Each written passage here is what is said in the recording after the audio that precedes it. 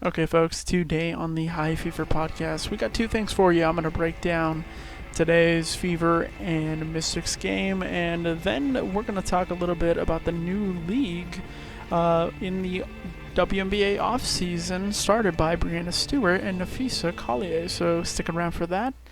But first, let's break down the game. Hello, folks, and welcome to High Fever, your Indiana Fever basketball podcast.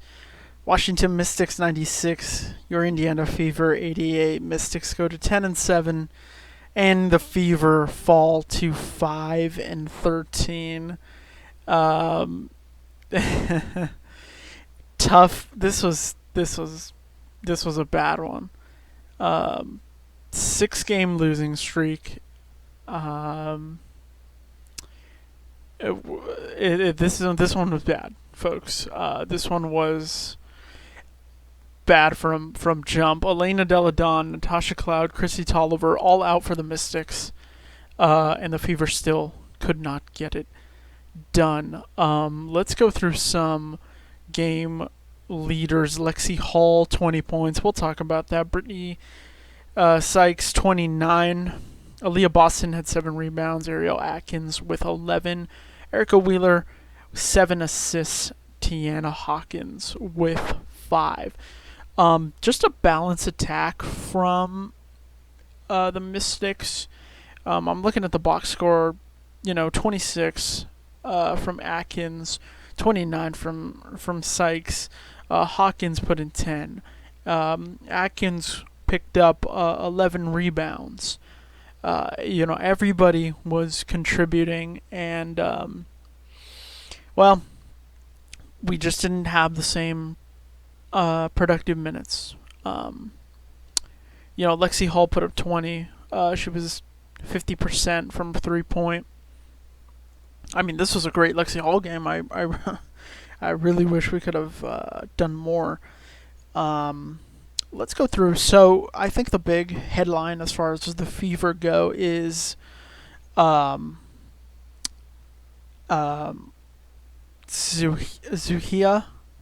Oh God. I think it's Amanda Zawi B. I was listening to the broadcast, and I've been saying in my head, Amanda Zawi B has finally hit the court. The former Mystic, she got a little round of applause when she came in the game.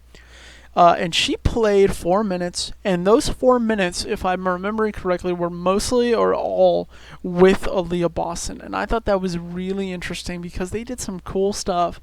There was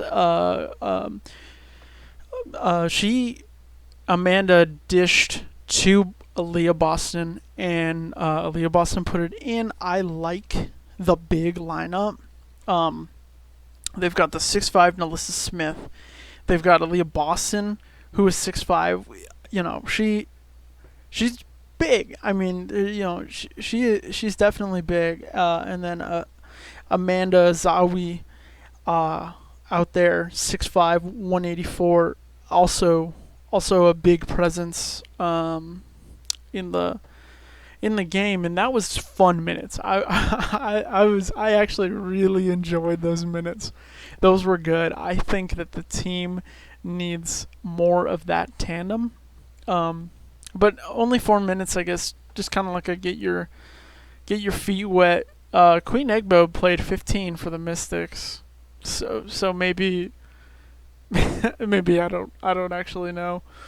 I liked.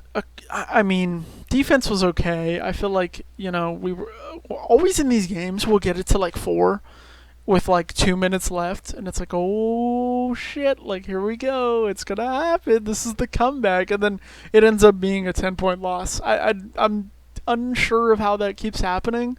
But it's always like, whoa, they're within 5, and 3 minutes left. What's gonna happen? Oh, they lost by 10. Oh, okay. Well, never mind.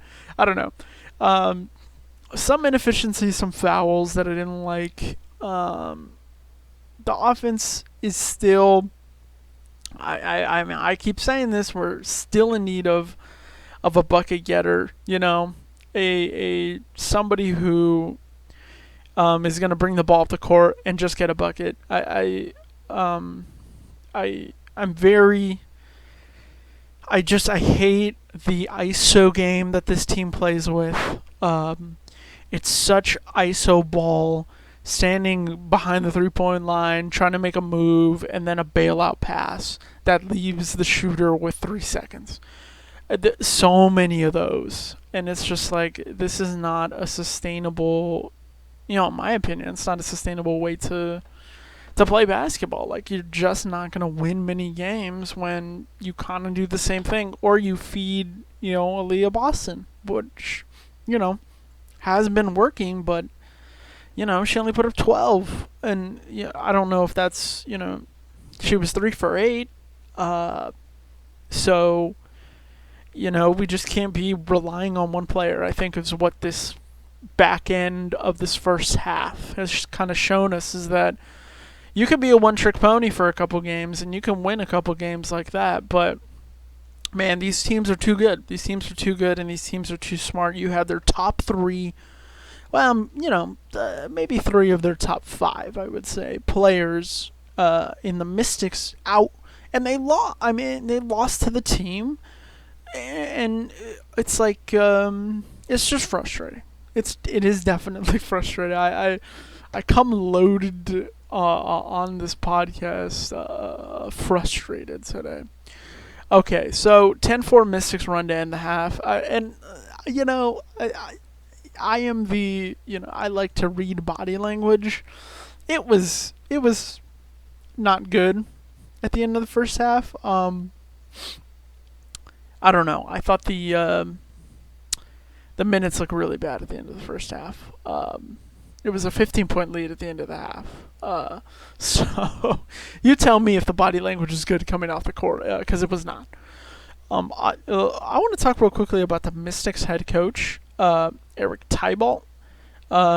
His dad used to be the coach, and he took over. This guy, Chrissy Sides, maybe needs to speak with him, after the game or something.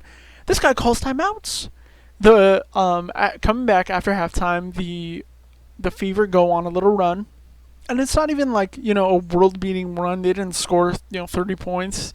They didn't Tracy McGrady it, but they scored like 4 in a row, or I think it's maybe 6 in a row, and he calls a timeout. I'm like, oh my god, can our coach do that, please? It's like, be aware of what's happening in the game, and like, oh, you think they're getting a little momentum? Yeah, go ahead and call that timeout. I don't know. I liked when he called timeouts. Obviously, it was against my team, but we could learn something like that. I think the important thing here is that the Lexie Hall fan club, we're back, baby. We're better than ever. She was in the game down the stretch, a defensive masterpiece, really. An offensive gift from the gods, Lexie Hall was today. 37 minutes today. 7 of 11, 3 for 6 from 3. They said let her cook. 37 minutes. That's crazy. That's gotta be. That's by far her highest minutes, maybe in her career. This was the Lexie Hall game. I don't even understand why today was the day that we unleash Lexie Hall.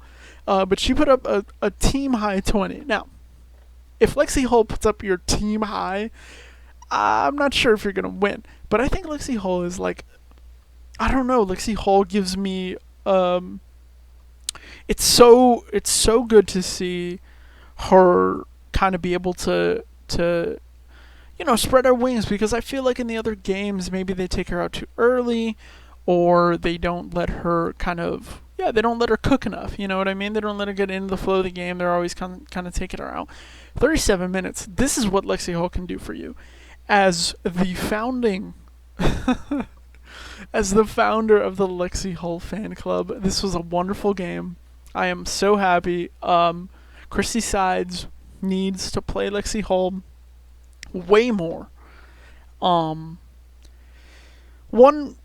final note here. I am once again talking about Lee Mang, the rookie for the Mystics. Uh, she is a 28-year-old rookie, which is from China. So I remember very specifically in the first game that they played against the Mystics, um, that she played really, really freaking well. Tell you what, Li Mang, remember the name. How about, hey, Indiana Fever front office? How about we try to get Li Mang? She's a bucket getter. She could just score. I don't know. I don't know. But I have to say, Li Mang is a name to watch out for. I think she's going to be a star. It seems like the fans in Washington loved her. And we need a scorer like that. We need a purebred scorer. 2 more games, ladies and gentlemen. 2 more games till the All-Star break. So, please win one. Because 5-15 is what we would go into the All-Star break with an 8-game losing streak. We play the Wings at home and the Liberty at home. That Liberty game, I'm not actually sure about. But we play the Wings at home. Let's do it. Let's do it. That's all I have to say. Next game, Wings Fever Sunday. I'll see you then. Okay, let's talk really quickly about Brianna Stewart and Nafisa Collier's new women's basketball league. It is a domestic league. 30 women on 6 teams. The teams are going to play on a 3-3 and a 1-1 format in Miami. So it's going to be in the WNBA off season, and yeah, I think I like the idea. Obviously, it's also, in addition to Athletes Unlimited, an option for the women to stay here domestic during the off season rather than having to go overseas, which, I think the Grinder situation has only expanded what could potentially happen as far as issues internationally with women in the off season. I think a big thing for this league, and something that they're definitely emphasizing in all the articles that I'm seeing about it, is that they're trying to make it a competitive salary with the WNBA. And that is really good to see, in my opinion, because there are issues, obviously. I think with the salary in the WNBA, issues that I don't think the WNBA is in a fiscal situation to address. And so having these leagues come out and having another option for women to earn and play in the off season, stay close to home, relatively, and be able to show off their skills and hone in their skills, and really just play basketball, which is, I think, what they love to do, and what they want to do for a fair wage. And so this is a great option. I am excited to see this. Athletes Unlimited does one thing really well, is that they allow you to watch the games in a way that's pretty, easy. So hopefully they can follow in their footsteps and kind of have a deal where it's very accessible, which is, I think, a big problem with a lot of these leagues. And it's obviously the ones overseas have a really big problem with this. If you're a domestic, if you're a fan in the United States, it can be impossible to watch some of these women's basketball leagues. But I'm excited. I'm excited to see where this league goes, and I think the two founders are some of the best in the game, and they have knowledge that I think is going to help this league grow and expand. And yeah, I give it a thumbs up.